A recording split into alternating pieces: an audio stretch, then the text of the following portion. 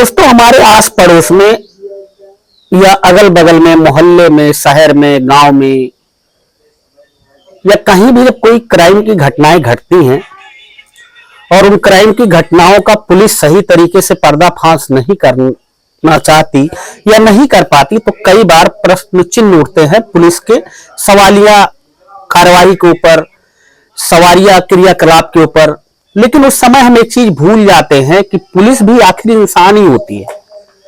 Police के पास भी जो दिमाग है वो इंसान का ही होता है, और पुलिस कई बार बड़े अपराधों में चाहते हुए भी उस अंजाम तक नहीं पहुंच पाती है जहां तक लोग की सोच होती है और जहां तक लोग चाहते हैं कि वो पुलिस उस अपराध तक पहुंच पाए।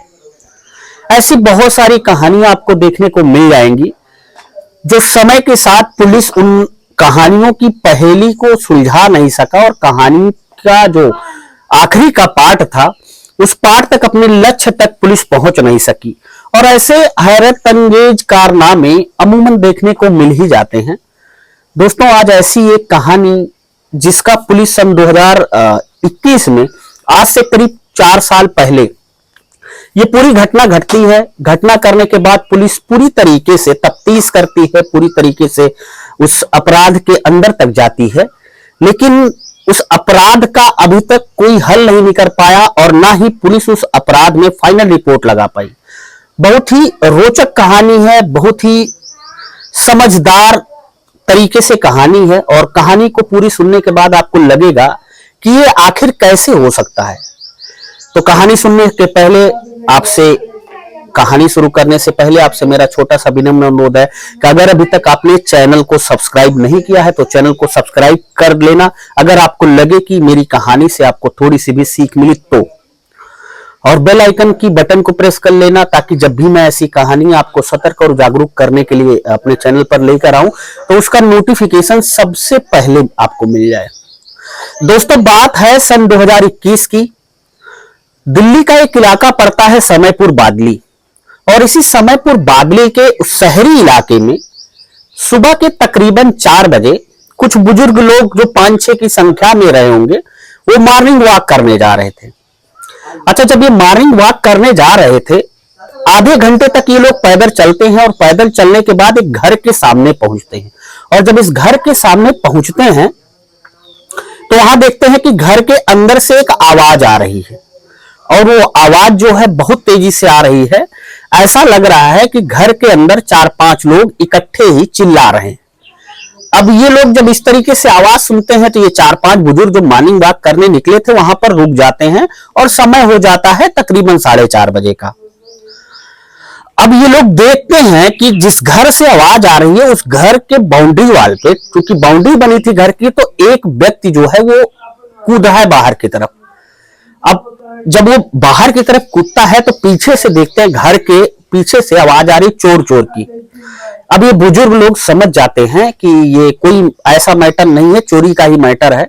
अब वो व्यक्ति कूद जाता है और उसके कूदने के बाद लगातार 2 व्यक्ति और बाउंड्री वाल के सहारे बाहर की तरफ कूद जाते हैं, और मालिक जो है वो पीछे से एक व्यक्ति को उसका कॉलर पकड़े हुए, जबकि वो तेजी से मालिक को झटक रहा है और बाउंड्री वाल कूदने के फिराक में है। जैसे वो बाउंड्री के बाहर कूदता है, ये 4-5 बुजुर्ग, चूंकि बुजुर्ग हो चुके थे, ज्यादा ताकत थी नहीं, तो उस व्यक्ति को पकड़ लेते हैं। और उस व्यक्ति को पकड़ने के बाद उसको इतना मारा जाता है वहां पर, तकरीबन आधा घंटे यानी कि 5 बजे तक उसकी पिटाई की जाती है। अब उसको काफी ज्यादा मार दिया गया था। वहां पे 1-2 लोग जो बुद्धिमान प्राणी थे वो लोग आ जाते हैं, फिर पुलिस को फोन किया जाता है। अब जब पुलिस को फोन किया जाता है दोस्तों, तो पुलिस भी पहुंचती है। अब पुलिस पहुंचती है और उस व्यक्ति को जिसको मारा गया था, जिसको ये लोग चोर कह रहे थे, क्योंकि वो घर से कूदा था सामने ही और 4 लोग गवाही थे, तो अब पुलिस वाले पूछते हैं तो घर का मालिक और ये 4-5 बुजुर्ग जो है गवाही देते हैं और कहते हैं कि ये चोर है, चोरी करते हुए रंगे हाथ पकड़ा गया है।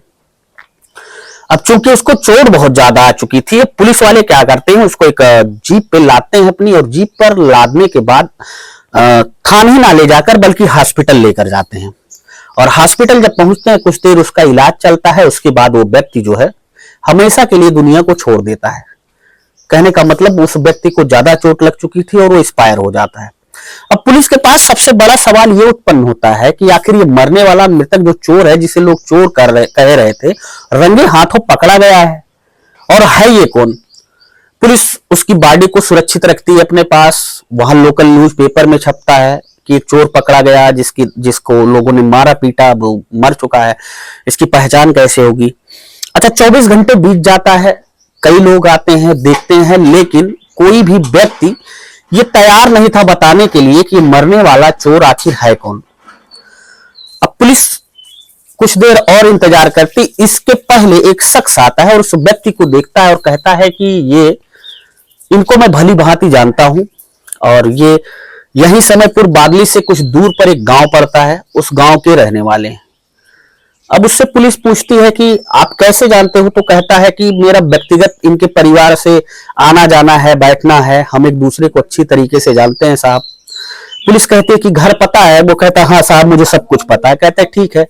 अब पुलिस उसे जीप पर बैठाती है और जीप पर बैठाने के बाद उसके घर लेकर जाती है। अब उस व्यक्ति का नाम होता है जतिन।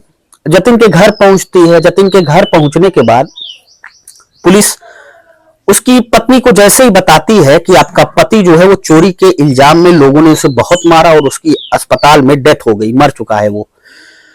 अब उसकी पत्नी कहती है कि ठीक है, लेकर चलो। अब पुलिस उसके पिताजी को और उसकी पत्नी को लेकर वहां जाते हैं जहां पर जतिन की लाश होती है।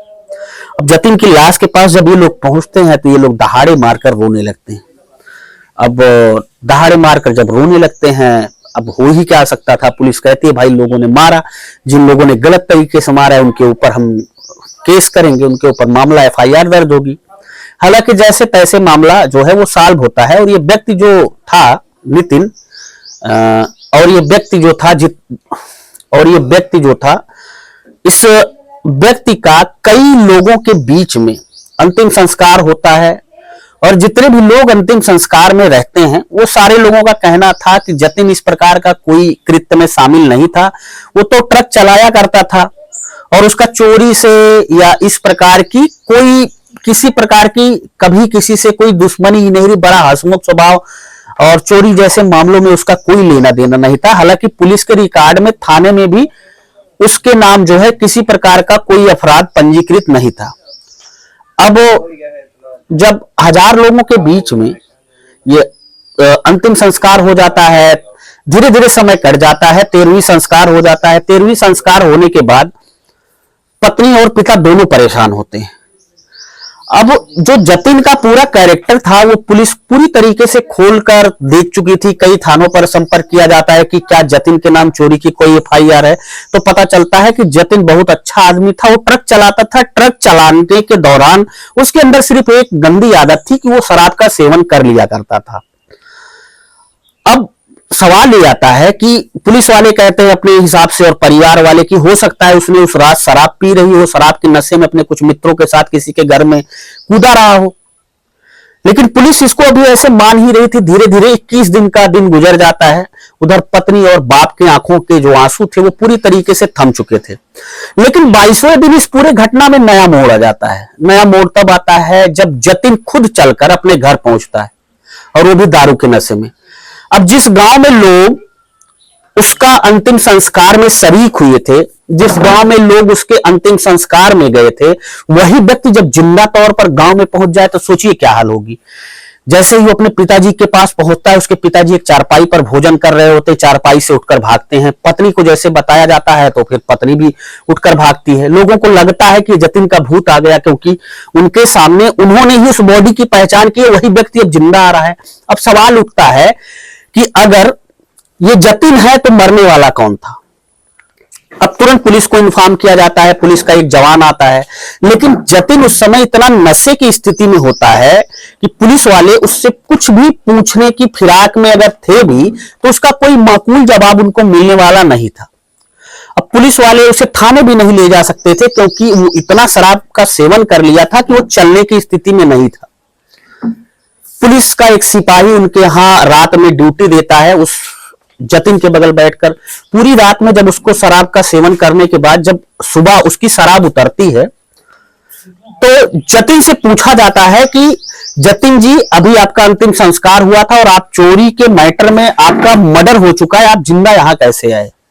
तो जतिन कहता है कि साहब, हमारा किसी प्रकार के किसी चोरी से लेना देना या हमने किसी प्रकार की कोई चोरी नहीं की थी। अब पुलिस वाले घर परिवार वालों से पूछने लगते हैं। पुलिस वाले उसकी पत्नी से प्रश्न पूछते हैं कि अगर आपका पति ड्यूटी पर कब गया था, तो बताती है कि करीब 21 दिन पहले। तो पुलिस वाले बड़ा संदेह के हिसाब से उसके घर वाले को देखते हैं कि अगर 21 दिन से ये ड्यूटी पर गया था तो तुम लोगों ने फोन क्यों किया?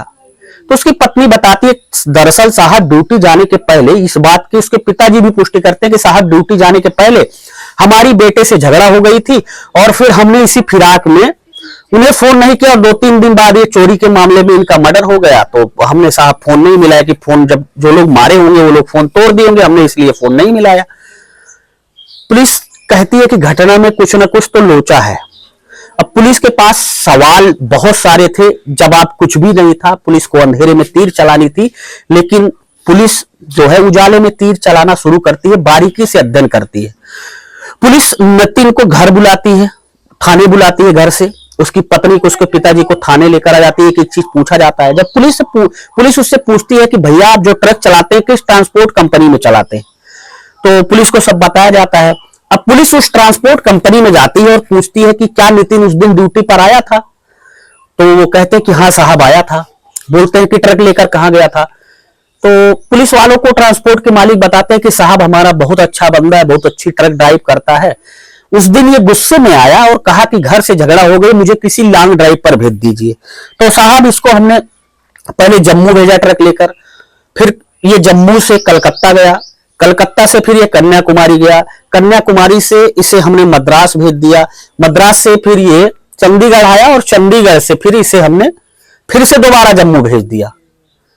अब पुलिस वाले सोचते हैं कि हो सकता है कि मालिक भी इस पूरे मैटर में मिला हो। जो रजिस्टर पे लिखा है वो पूरी ड्यूटी इसकी चढ़ी हुई है और लगातार जो है इसने अपना वो भी बताया है, अपना डिटेल पूरा मेंटेन है रजिस्टर। अब पुलिस वाले ट्रक का जो ट्रांसपोर्ट का मालिक था उसको तो कुछ कर नहीं सकते थे।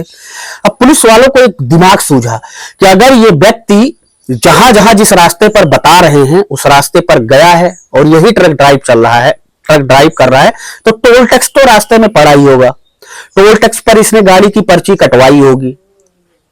अब पुलिस वाले जिन जिन रूटों पर ट्रांसपोर्ट का मालिक बताता है रजिस्टर में जो जो रूट मिलते हैं, उन